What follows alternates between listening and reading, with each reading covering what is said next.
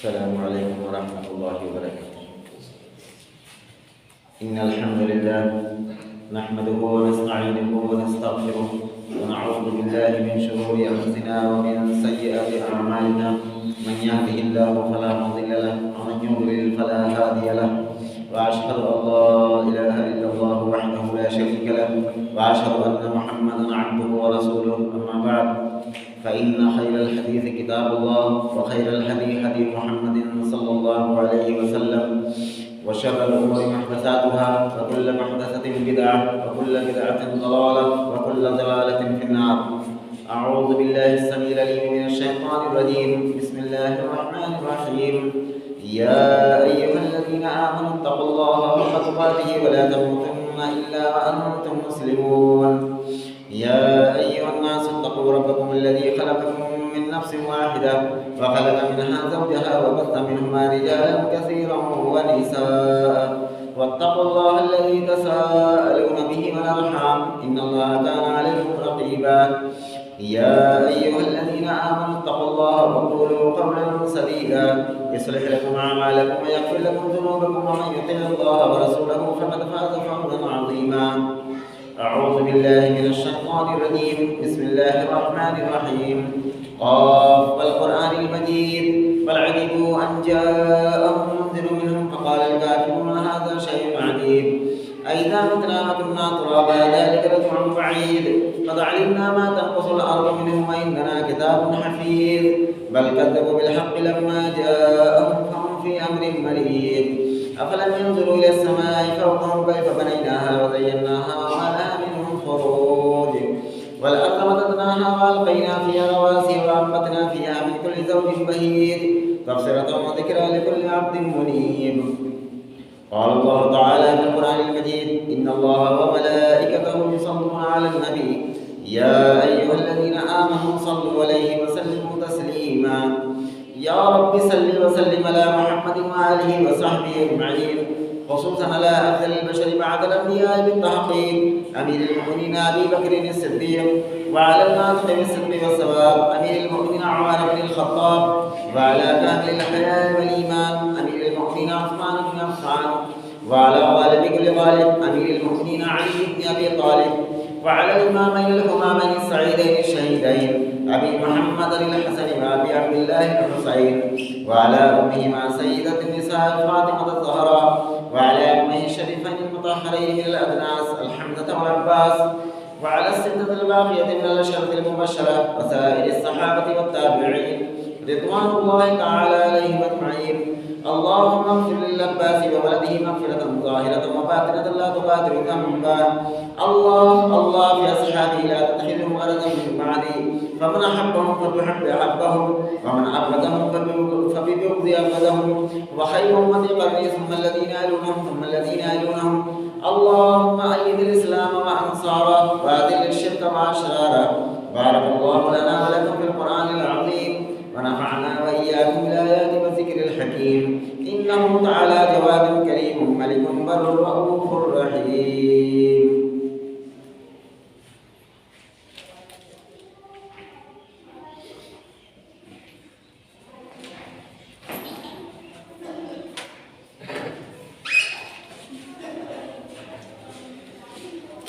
إن الحمد لله نحمده ونستعينه ونستغفره ونعوذ بالله من شرور أنفسنا ومن سيئات أعمالنا. من يهده الله فلا مضل له ومن يضلل فلا هادي له. وأشهد أن لا إله إلا الله وحده لا شريك له وأشهد أن محمدا عبده ورسوله. أما بعد قال الله تعالى في موازين آخر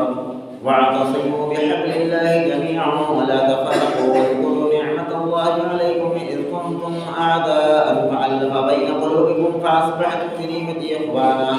وكنتم على شفا حفرة من النار فأنقذكم منها كذلك يبين الله آياته للناس لعلهم يهتدون. كما ورد على السورة آل عمران ہر قسم کی حمد و ثنا تعریف و توصیف بڑائی اور کبریائی لائق اور زیبا ہے اس اللہ رب العالمین کے لیے جو ہم سب کا خالق و مالک ہے. درود و سلام کے بیش بہا نذرانے ذات مقدسہ مطہرہ پر جو ہم سب کے بیچ رشد و ہدایت بنا کر کے بھیجے گئے، جن کا نام نامی اسم گرامی احمد مجتبیٰ محمد مصطفیٰ صلی اللہ علیہ وسلم۔ میرے بھائیوں اور بزرگوں، اللہ رب العالمین نے اس وقت آج کے خطبے میں جو باتیں کہنے کی اور سننے والوں کو سننے کی توفیق عطا فرمائی ہے، اللہ سے دعا ہے کہ اللہ ہم سب کو عمل کرنے کی بھی توفیق عطا فرمائے۔ میرے بھائی اور بزرگوں، اس وقت کی صورتحال پوری دنیا کے مسلمانوں کی یہ ہے کہ اس کی ایک مثال یہ سمجھ لیے کہ بیماری عام طور پر سب کو ایک طرح کی ہے، لیکن اس کی دوا بھی معلوم ہے، لیکن اس دوا کے صرف نعرے لگائے جائیں کہ فلاں بیماری کی یہ دوا ہے، اگر یہ دوا نہ کی گئی تو اس بیماری میں آدمی ہلاک ہو سکتا ہے، لیکن وہ دوا استعمال نہ کی جائے، صرف اس کی رٹ لگائی جائے کہ یہ جو عام طور پر بیماری پھیل چکی ہے اس کی فلاں دوا ہے، اور وہ دوا استعمال نہ ہوگی تو آدمی بچ نہیں سکتا، لیکن وہ دوا استعمال کوئی نہ کرے تو پھر یہ ایک طرح کی بیوقوفی ہے۔ اس وقت کے حالات کے حساب سے میں نے اس آیت کریمہ کو چنا ہے جو سورہ آل عمران کی آیت نمبر 103 ہے۔ اللہ رب العالمین نے فرمایا وَاعْتَصِمُوا بِحَبْلِ اللَّهِ جَمِيعًا وَلَا تَفَرَّقُوا، کہ تم سب مل کر اللہ کی رسی کو مضبوطی سے پکڑ لو۔ بحبل اللہ، حبل کہتے ہیں اللہ کی رسی کو، اور لا تتفرقوا، کہ تفرقے مت پیدا کرو، آپس میں ٹولیوں میں، جماعتوں میں، ٹکڑوں میں مت بٹو۔ وَاعْتَصِمُوا بِحَبْلِ اللَّهِ جَمِيعًا وَلَا تَفَرَّقُوا، ٹولیوں میں مت بٹو۔ وَاذْكُرُوا نِعْمَتَ اللَّهِ عَلَيْكُمْ، یہ اللہ کی نعمت ہے، اس کا ذکر کرو، تم یاد کرو اس کو۔ اذ کنتم اعداء فألف بین قلوبکم، کہ جب تم میں سے ایک دوسرے کے لیے نفرت بھری ہوئی تھی، عداوت بھری ہوئی تھی، فاصبحتم بنعمتہ اخوانا، پھر اللہ رب العالمین نے تمہیں بھائی بھائی بنا دیا۔ وَكُنْتُمْ عَلَىٰ شَفَا حُفْرَةٍ مِّنَ النَّارِ فَأَنقَذَكُم مِّنْهَا كَذَٰلِكَ يُبَيِّنُ اللَّهُ آيَاتِهِ لِلنَّاسِ لَعَلَّهُمْ يَهْتَدُونَ، کہ حفرہ کہتے ہیں عربی زبان میں کہ کوئی ندی ہو، وہ ندی کا پانی نیچے سے اس مٹی کو کاٹ رہا ہو اور وہ مٹی لٹک چکی ہو کافی دور تک، اور اس کی چوٹی پر جو شخص کھڑا ہو، تو اللہ رب العالمین نے اس کی مثال دیتے ہوئے فرمایا کہ جو ہے تم جہنم کے کنارے پر اس طرح کھڑے تھے جیسے ندی کے حفرہ پر کھڑا ہو، جیسے ندی نیچے سے پانی سے اس کے مٹی کاٹ رہی ہو، اس کنارے پر آدمی کھڑا ہو، کتنے خطرناک جگہ کھڑا ہو کہ کب وہ پلٹ جائے اور وہ اس میں چلا جائے اور ہلاک ہو۔ وَكُنْتُمْ عَلَىٰ شَفَا حُفْرَةٍ مِّنَ النَّارِ، کہ تم جہنم کی آگ کے کنارے اس طرح کھڑے تھے جیسے ندی کے کنارے کو کھڑا ہوتا ہے جس کی مٹی پانی نیچے سے کاٹ چکی۔ اللہ نے ہدایت، یہ صحابہ کرام کے بارے میں اللہ رب العالمین نے فرمایا کہ جب پہلے صورتحال ایسی تھی کہ لوگ ایک آدمی کا اونٹ کسی کے گھاٹ پر پانی پی لیتا تو اتنی بات پر پشتہاں پشت لڑائیاں چل رہی تھی اور قتل عام ہوتا تھا۔ کچھ لوگ ادھر سے قتل کیے جاتے تھے، کچھ لوگ ادھر سے قتل کیے جاتے تھے، پانی پلانے کی وجہ سے کہ میں نے اپنے اونٹ کو پہلے پانی پلانا چاہا تھا، تم نے کیوں پلایا؟ اپنی بکریوں کو میں نے پہلے پلانا چاہا تھا، تم نے کیوں پلایا؟ اس بات پر قتل ہو جائے گا۔ تو فرمایا کہ وَاعْتَصِمُوا بِحَبْلِ اللَّهِ جَمِيعًا وَلَا تَفَرَّقُوا وَاذْكُرُوا نِعْمَتَ اللَّهِ، اس بات کو یاد کرو کہ جب اللہ نے تم پر یہ نعمت کی ہے، علیکم اذ کنتم اعداء فألف بین قلوبکم، تمہارے دلوں میں ایک دوسرے کی طرف سے عداوت تھی، بغض تھا، حسد تھا، اور اللہ نے تمہیں بھائی بھائی بنا دیا۔ جس کی بدولت، یہ ایک دنیا کے اندر ایسا فارمولہ ہے، یہ اللہ کی کتاب ہے۔ اللہ رب العالمین نے فرمایا کہ اس کتاب کی بدولت یہ ایسا فارمولہ ہے کہ جو پوری انسانیت کو اخوان بنا دیتا ہے، بھائی بھائی بنا دیتا ہے۔ بنعمتہ اخوانا، یہ اللہ کی نعمت ہے کہ تم بھائی بھائی بن گئے۔ تمہارے اندر تو اتنی لڑائیاں تھیں، اور آج جتنی صحابہ کرام کو ایمان لانے سے پہلے، محمد رسول اللہ صلی اللہ علیہ وسلم کے دنیا میں تشریف آوری سے پہلے جو عرب کے اندر یہ جو کینہ اور حسد تھا، اور جو قبیلے بازی تھی، اور جو پارٹیاں تھیں، جو گروپ تھی، اس کی مثال قیامت تک شاید نہ ملے۔ اتنی زیادہ دوریاں آج کے دور کے اندر نہیں ہیں جو اس دور کے اندر تھی، لیکن اللہ نے فرمایا کہ اس کتاب کی وجہ سے بنعمتہ اخوانا، یہ اللہ کی نعمت ہے کہ تمہیں بھائی بھائی بنا دیا گیا۔ اور پھر ایسے بھائی بھائی بنے کہ تبوک کے موقع پر ترمذی کے اندر یہ روایت واقعہ موجود ہے کہ ایک آدمی جنگ کے موقع پر لوگوں میں جب بھگدڑ مچی تو زخمی لوگ پڑے ہوئے تھے۔ ایک شخص آیا، اس کا وہ رشتہ دار تھا، اور وہ پانی مانگ رہا تھا اور پانی پلانا چاہا، اور اس کے بعد اس نے جب پانی پینے کا ارادہ کیا، سائڈ میں ایک اور ساتھی پڑا ہوا تھا زخمی، وہ کراہ رہا تھا۔ اس نے بولنے کی طاقت نہیں تھی، لیکن اشارہ کر دیا کہ پہلے اس کو پانی پلاؤ۔ اور جب اس کو پانی پلانے وہ شخص پہنچا تو اس کے بغل میں ایک اور شخص زخمی پڑا ہوا کراہ رہا تھا، اس نے بھی اپنی حرکت سے اشارہ کر دیا کہ پہلے اس کو پانی پلاؤ۔ لیکن جب وہاں پہنچا وہ پانی پلانے کے لیے تو اس کا انتقال ہو چکا تھا، اس کی آخری سانس تھی۔ اور واپس جب آیا اس بیچ والے آدمی کے پاس تو اس کا بھی انتقال ہو چکا تھا، اور اس کے بعد اپنے چچا جان بھائی کے پاس جب واپس آئے تو اس کا بھی انتقال ہو چکا۔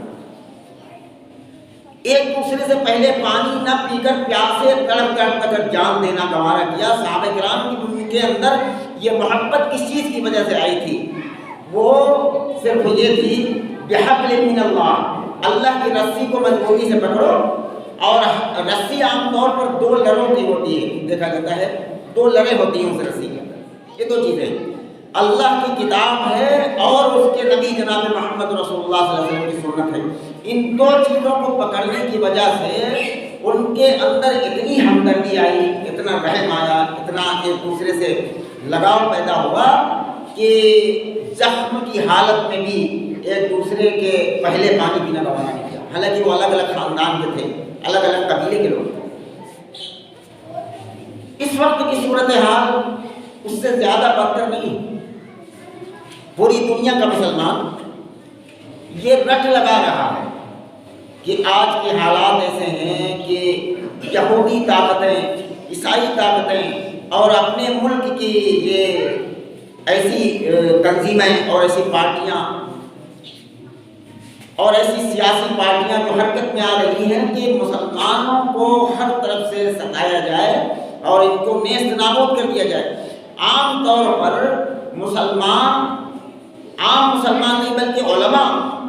اس بات کی رٹ لگاتے ہیں کہ آج کی ضرورت اس بات کی ہے کہ پوری امت کو متحد کر دیا جائے، پوری امت کو ایک ہو جانا چاہیے، پوری امت کو فرقوں میں نہ بٹنا چاہیے۔ تو میں نے شروع میں کہا کہ یہ وہی مثال ہے کہ بیماری سب کو ایک طرح کی لگی ہے، لیکن اور اس کی دوا معلوم ہے، لیکن صرف اس دوا کی رٹ لگائی جائے کہ اس بیماری کی یہ دوا ہے، لیکن وہ دوا استعمال نہ کی جائے، بتائیے فائدہ ہو سکتا ہے؟ اور عام طور پر آدمی رٹ لگاتا ہے کہ امت کو متحد کرنے کی، امت کے اندر اتحاد پیدا کرنے کی اور امت کو ایک جٹ کرنے کی ضرورت ہے۔ لیکن ایک جٹ کیسے ہو جائے امت؟ تقریباً عام طور پر اگر مسلمانوں کو نہیں معلوم ہے، لیکن علماء کو اس بات کا پتہ ہے اچھی طریقے سے کہ یہ امت کیسے ایک جٹ ہو سکتی ہے، کیسے اتحاد اس کے اندر آ سکتا ہے، کیسے ایکتا ہو سکتی ہے۔ علماء اس بات کو جانتے ہیں۔ وہ الگ بات ہے کہ اپنے فرقے کو بچانے کے چکر میں وہ فارمولہ لوگوں کے سامنے بیان نہ کریں، لیکن ان کو پتہ ہے کہ یہ رٹ لگانے سے نہیں ہو سکتا۔ ایک مثال سے سمجھے، اپنے ملک کے اندر بہت ساری سیاسی پارٹیاں کوئی کسی نام سے جانی جاتی ہے، کوئی کسی نام سے۔ اب چناؤ میدان میں سب اپنے اپنا نام لے کر اپنا اپنا جھنڈا لے کر آتی ہیں۔ اگر یہ کہا جائے کہ یہ ساری پارٹیاں ایک ہو جائیں تو کیسے ممکن ہے؟ اس کا ایک ہی راستہ ہے، وہ یہ ہے کہ سب کو ختم کر کے ایک صدر بن جائے، ایک رہنما بن جائے، تب تو ایک ہو سکتا ہے۔ ورنہ پھر سب کے جھنڈے الگ الگ اور سب کا رہنما اور راہبر الگ الگ، سب کے ادھیکش الگ الگ، اور یہ خامخواہ یہ رٹ لگائی جائے کہ یہ ساری پارٹیاں ایک ہو کر ایک پارٹی ہونا چاہیے، تو کیا یہ ہو سکتا ہے؟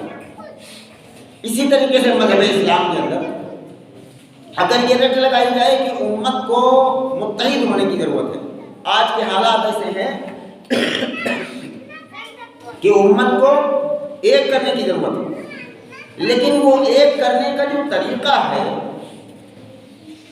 اس کے لیے ضروری ہے کہ ایک ادھیکش ہونا چاہیے، ایک صدر ہونا چاہیے۔ ایک صدر کے پیچھے اگر سب کے سب لگ جائے تب تو یہ امت ہو سکتی ہے، ورنہ یہ فرقوں میں بٹی ہوئی امت، سب اپنے اپنے ٹائٹل لگائے ہوئے، اپنا اپنا رہنما الگ الگ۔ جو لوگ اپنے آپ کو بریلوی کہتے ہیں ان کا رہنما کوئی اور ہے، وہ کسی اور کے پیچھے چل رہے ہیں۔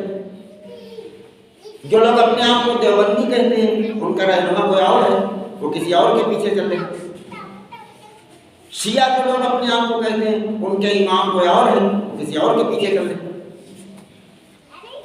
اب اگر یہ کہا جائے اس بگڑتی ہوئی حالات میں کہ کلمہ سب کا ایک ہے، ٹھیک ہے،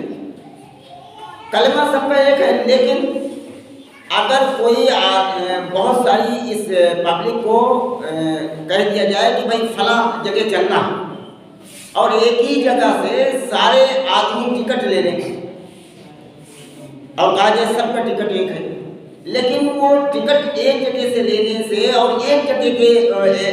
اپنی منزل بتا کر وہاں ٹکٹ لے، مثال کے طور پر اگر کسی کو کانپور جانا ہے سارے لوگ کانپور کا ٹکٹ لے لیں، لیکن وہ جب بیٹھنے لگے تو ایک گاڑی میں بیٹھنے کے بجائے ایک چوراہے پر ان کو چھوڑ دیا جائے، الگ الگ گاڑیوں میں بیٹھ لیں، اور اس کے بعد یہ کہا جائے کہ ٹکٹ تو سب کا ایک ہی، تو پھر ایک جگہ پہنچیں گے کیسے؟ سب کا پلیٹ فارم الگ الگ ہے، جن گاڑیوں پر بیٹھا ہے، ایک جگہ پر کیسے پہنچیں گے؟ اسی طریقے سے کلمہ لا الہ الا اللہ محمد رسول اللہ ایک پڑھنے سے اور ایک بولنے سے صرف مقام نہیں چل رہا، بلکہ یہ ہے کہ اس کلمے کے جو تقاضے ہیں اس کلمے سے چاہا کیا جا رہا ہے۔ لا الہ الا اللہ سے یہ چاہا جا رہا ہے کہ بندہ اپنے رب کے سوا کوئی طاقت کو تسلیم نہ کرے، اللہ کے سوا کوئی معبود نہیں، اللہ کے سوا کوئی نفع نقصان نہیں، اس بات کو مان لے۔ اور دوسرے محمد رسول اللہ کے ذریعے یہ چاہا جا رہا کہ ہر کلمہ لا الہ الا اللہ محمد رسول اللہ پڑھنے والا اس بات کو مان لے کہ محمد رسول اللہ کے سوا ہمارا پیشوا اور ہمارا راہبر کوئی نہیں ہے، ہم جس کو امام مانتے ہیں اس امام کی بات جتنی نبی سے ملے گی اتنی مانیں گے، اگر نبی کے خلاف ہوگی نہیں مانیں گے۔ جب تک کہ یہ بات امت کے اندر زندہ نہیں ہوگی اس وقت تک یہ امت اکٹھا نہیں ہوگی۔ اگر کوئی آدمی کسی عالم کو بڑا مانتا ہے تو یہ مانے کہ ہمارا اصل رہنما اور راہبر اور پیشوا محمد رسول اللہ، اور محمد رسول اللہ کے خلاف مولانا صاحب کی جو بات ہوگی وہ ہم نہیں مانیں گے۔ اگر نبی کے دائرے کے اندر جو بات ہوگی اس کو مانیں گے، اس کے سوا نہیں مانیں گے۔ تب یہ امت متحد ہوگی اور اکٹھا ہونے کا ایک ہی راستہ وہ یہ ہے کہ ادھیکش ایک بنا لیا جائے، اور بنانے کی ضرورت نہیں بلکہ اللہ نے جس کو بنایا ہو ادھیکش اسی کو لوگوں نے ماننا چھوڑ دیا اپنا رہنما اور راہبر۔ دیکھیے بہت قیمتی باتیں ہیں کہ زبان سے کہتا تو ہے آدمی، محمد رسول اللہ زبان سے کہتا ہے، پھر اسے کوئی پڑھا لکھا بتا دیتا ہے کہ ایسے نہیں ایسے تم فلاں مسلک میں ہو، تم فلاں مسلک میں ہو، تمہارا فلاں مسلک ہے، اور وہ اس بات کو بڑا آسانی مان لیتا ہے۔ اگر اس سے یہ بات کہے بتانے والے سے کہ بھائی میں نے کلمہ لا الہ الا اللہ محمد رسول اللہ پڑھا، یہ مسلک بیچ میں کہاں سے آ گئے؟ یہ کس نے بنایا؟ مسلکوں کا ذکر قرآن کے اندر ہے، مسلکوں کا ذکر حدیث کے اندر ہے، یہ کہاں سے بنے؟ کیوں لوگ الگ الگ ٹولیوں میں بٹ گئے، الگ الگ ٹکڑوں میں بٹ گئے؟ کوئی اپنے آپ کو دیوبندی کہہ رہا، کوئی بریلوی کہہ رہا، لوگ مجھ سے سوال کیے آپ اپنے آپ کو اہل حدیث کیوں کہتے ہیں؟ میرے بھائیوں، ہم لوگ اہل حدیث عام طور پر نہیں کہتے، جہاں ضرورت پڑتی ہے وہاں کہتے ہیں۔ جب لوگ قرآن حدیث کی بات کو نہیں مانتے ہیں تو ہم یہ کہہ کر بحث ختم کر دیتے ہیں کہ ہم اہل الحدیث ہیں، جو قرآن حدیث کے اندر، کیونکہ قرآن بھی حدیث ہے، اس کے اندر اللہ رب العالمین نے فرمایا کہ اللہ نزل احسن الحدیث، اللہ نے بہترین حدیث نازل فرمائی ہے محمد رسول اللہ، اور یہ وہ بھی حدیث ہے جو رسول اللہ صلی اللہ علیہ وسلم نے اپنی زبان مبارک سے۔ تو یہ ہے کہ جب آدمی نہیں مانتا ہے اس بات کو تو آخری لفظ یہ کہہ دیا جاتا ہے کہ مانو یا نہ مانو ہم تو اہل الحدیث ہیں۔ ورنہ اگر کوئی آدمی قرآن و حدیث کی بات مانتا چلا جائے، اللہ تعالیٰ کہ ہم لوگ یہ نہیں کہتے کہ ہم اہل حدیث ہیں، ہم فرقے نہیں بناتے، پارٹیاں نہیں بناتے، ہم کہتے ہیں وہ سماکم المسلمین، اللہ نے ہمارا نام مسلمان رکھا قرآن میں، اور ہر کلمہ لا الہ الا اللہ محمد رسول اللہ پڑھنے والے کا نام اللہ نے جو قرآن کے اندر رکھا ہے وہ مسلمان رکھا ہے، اس کے سوا کوئی نام نہیں، نہ دیوبندی ہے، نہ بریلوی ہے، نہ شیعہ ہے، نہ سنی ہے، کوئی نام، صرف یہ ہے کہ وہ مسلمان ہے، اور اپنے آپ کو مسلمان ہی سمجھنا چاہیے۔ مسلمان کی یہ ذمہ داری ہے کہ ہر بات اپنے رب کی، اللہ رب العالمین کی مانے جو قرآن کے اندر لکھی ہوئی، اور ہر بات جناب محمد رسول اللہ صلی اللہ علیہ وسلم کی مانے۔ بس یہی ایک راستہ ہے کہ امت کو اکٹھا کر دیا جائے، امت کو متحد کر دیا جائے۔ اب آتے ہیں اس تعلق سے سورہ اعراف کی آیت نمبر 3 پر، اللہ رب العالمین نے فرمایا کہ اتبعوا ما انزل الیکم من ربکم ولا تتبعوا من دونه اولیاء قلیلا ما تذکرون، کہ اتباع کرو، پیروی کرو اس چیز کی جو تمہارے پاس نازل کی گئی ہے، تمہارے رب کی طرف سے جو نازل کی گئی ہے، اتباع کرو اور پیروی کرو۔ یہ دنیا کے اندر سے اگر قرآن اور نبی کی احادیث کے سوا ساری کتابیں جلا دی جائیں، ساری کتابیں ختم کر دی جائیں، اللہ کی قسم یہ امت کے اندر سے فرقے ختم ہو جائیں، یہ پارٹیاں ختم ہو جائیں، کیونکہ قرآن کے اندر قرآن ہمیشہ اس بات کی طرف ہر کلمہ لا الہ الا اللہ محمد رسول اللہ پڑھنے والے کو پکارتا ہے کہ آؤ واعتصموا بحبل اللہ جميعا ولا تفرقوا، اللہ کی رسی کو مضبوطی سے پکڑو اور تفرقے مت ڈالو، اپنے ٹولیوں میں مت بٹو، فرقوں میں مت بٹو، اس لیے کہ فرقوں میں بٹنے کی وجہ سے آج حالات دنیا کے اندر ایسے ہیں۔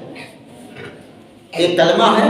تو اپنے رب کی بات کو سمجھو، کلمہ ایک ہے تو اپنے نبی کی بات کو سمجھو، اور فرمایا کہ اتبعوا ما انزل الیکم من ربکم، اتباع کرو، پیچھے چلو اس چیز کے جو تمہارے رب کی طرف سے نازل کی گئی۔ اور رسول کے بارے میں اللہ نے فرمایا کہ اللہ یصطفی من الملائکۃ رسلا ومن الناس، کہ اللہ رب العالمین فرشتوں میں سے بھی چن لیتا ہے کس فرشتوں کو نبی کے پاس پیغام لے کر جانا، اور انسانوں میں سے بھی اللہ جسے چاہتا ہے رسالت کے لیے چن لیتا ہے۔ یہ اللہ نے عہد بنایا ہے۔ آج دنیا کے اندر بریلویوں کا الگ امام ہے، دیوبندیوں کا الگ امام ہے، اور شیعوں کا الگ امام ہے، فلاں کا الگ امام ہے، فلاں کا الگ مسلک ہے، یہ جو بنائے گئے ہیں یہ سب مکر و فریب ہے، لوگوں کو بنایا ہوا ہے، لیکن محمد رسول اللہ کسی انسان کا بنایا ہوا نہیں۔ یہ فارمولہ ایسا ہے کہ اللہ رب العالمین نے فرمایا کہ اللہ یصطفی من الملائکۃ رسلا ومن الناس، اللہ چن لیتا ہے جسے چاہتا ہے رسالت میں۔ اللہ نے بنایا ہے، پوری کائنات کا ادھیش اور رہنما اور صدر بنایا ہے محمد رسول اللہ صلی اللہ علیہ وسلم، اسی کی طرف بلایا گیا تھا۔ اب اتنی اس سے زیادہ سیدھی سادھی دعوت تو کوئی اور نہیں ہو سکتی، اس سے آسان تبلیغ تو کسی اور چیز کی نہیں کی جا سکتی، کہ جسے ہر شخص جانتا ہو، ہر شخص جس سے محبت کرتا ہو، اور اسی کی طرف بلایا جائے کہ ہر بات محمد رسول اللہ کی مان لو، یہ پارٹیاں اور یہ فرقے ختم ہو جائیں۔ چنانچہ اس تعلق سے میں ایک حدیث آپ کے سامنے رکھنے کی کوشش کر رہا ہوں۔ ان جابر بن عبد اللہ رضی اللہ تعالی عنہ قال كنا عند النبي صلی اللہ علیہ وسلم فخط خطا وخط خطين عن يمينه وخط خطين عن يساره ثم وضع يده خطا في الخط الاوسط وقال نهى هذا سبيل الله ثم تلا هذه الايه۔ اور فرمایا کہ وَأَنَّ هَذَا صِرَاطِي مُسْتَقِيمًا فَاتَّبِعُوهُ وَلَا تَتَّبِعُوا السُّبُلَ فَتَفَرَّقَ بِكُمْ عَنْ سَبِيلِهِ ذَلِكُمْ وَصَّاكُمْ بِهِ لَعَلَّكُمْ تَتَّقُونَ۔ حضرت جابر بن عبداللہ رضی اللہ تعالیٰ عنہ فرماتے ہیں کہ كُنَّا عِندَ النَّبِيِّ صلی اللہ علیہ وسلم، ہم لوگ رسول اللہ صلی اللہ علیہ وسلم کے پاس بیٹھے ہوئے تھے، اور رسول اللہ صلی اللہ علیہ وسلم نے ایسا کیا کہ فَخَطَّ خَطًّا، ایک ایسی لائن کھینچی، اور فرمایا کہ وَخَطَّ خَطَّيْنِ عَنْ يَمِينِهِ، اس لائن سے 2 لائنیں ایسی کھینچی، اور وَخَطَّ خَطَّيْنِ عَنْ يَسَارِهِ، پھر اس لائن سے جڑی ہوئی 2 لائنیں اس طرف کھینچی، بائیں طرف، 2 دائیں طرف 2 بائیں طرف، کتنی لائنیں ہوئی؟ 4، 2 ادھر 2 ادھر 4، اور فرمایا کہ ثم وضع يده في الخط الاوسط، پھر یہ جو بیچ والی لائن کھینچی تھی اس پر رسول اللہ صلی اللہ علیہ وسلم نے اپنی انگلی رکھ دی اور کہا ھذا سبیل اللہ، یہ ہے میرا راستہ، اور ثم تلا هذه الآیہ، اس کے بعد یہ آیت کریمہ تلاوت کی، جو آیت کریمہ سورہ علی نام کی آیت ہے۔ فرمایا کہ وَأَنَّ هَذَا صِرَاطِي مُسْتَقِيمًا فَاتَّبِعُوهُ، یہ میرا سیدھا راستہ ہے، فَاتَّبِعُوهُ، اسی کی اتباع کرو، اسی کی پیروی کرو، اور فَتَفَرَّقَ بِكُمْ عَنْ سَبِيلِهِ، اور تفرقے مت ڈالو، یہ تفرقے جو ہے تمہیں اللہ کے راستے سے ہٹا دیں گے۔ وَأَنَّ هَذَا صِرَاطِي مُسْتَقِيمًا فَاتَّبِعُوهُ وَلَا تَتَّبِعُوا السُّبُلَ، اسی ایک راستے کی پیروی کرو جس پر رسول اللہ صلی اللہ علیہ وسلم نے انگلی رکھی، وَلَا تَتَّبِعُوا السُّبُلَ، راستوں کی پیروی مت کرو۔ اچھا، آدمی بڑی آسانی سے کہہ دیتا ہے کہ 4 امام ہیں، 4 مسلک ہیں، اتفاق یہ دیکھیے کہ رسول اللہ صلی اللہ علیہ وسلم نے اس حدیث کے اندر 4 ہی لائنیں بنائی، اور دوسری روایت کے اندر یہ سورہ ابن ماجہ کی پہلی جلد کے حدیث نمبر 11 ہے، اس کے اندر اللہ کے حبیب صلی اللہ علیہ وسلم فرماتے ہیں، اس کے نیچے والی وہی صفحے پر جو حدیث ہے اس کے اندر رسول اللہ صلی اللہ علیہ وسلم نے فرمایا کہ